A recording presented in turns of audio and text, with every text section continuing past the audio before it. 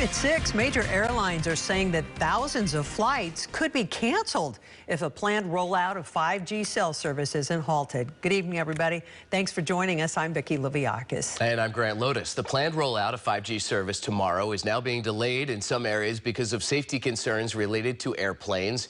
And just what effect will this have on people traveling? Well, that remains unclear. Our KRON 4's Dan Kerman live for us in San Francisco tonight to explain. Hey, Dan.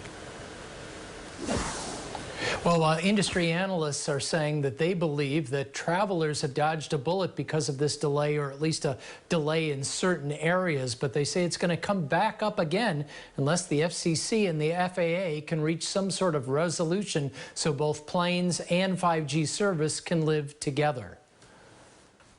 For some time, the airline industry has been fighting the upgrade to 5G cell service over safety concerns.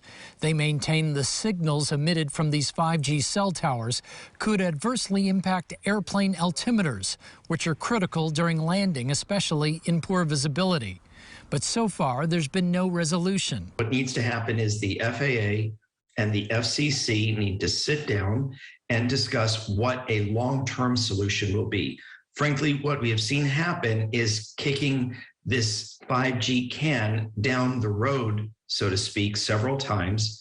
Earlier this month, the FAA created buffer zones around 50 airports, including SFO and Mineta San Jose, requiring wireless companies to turn off nearby transmitters for 6 months to minimize potential 5G interference. But airlines like United continue to maintain the 5G rollout will result in not only hundreds of thousands of flight cancellations and disruptions for customers across the industry in 2022, but also the suspension of cargo flights into these locations.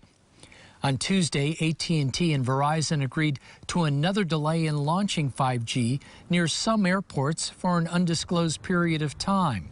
Industry experts say that's good news for travelers. If we did not have this temporary suspension regarding 5G near the airports, it's very possible we would have seen a lot of airlines delaying flights tomorrow, possibly diverting them if weather was bad or if the pilots felt that the altimeters or other equipment were not reliable, or even canceling these flights just to avoid sending planes to airports that might be unsafe.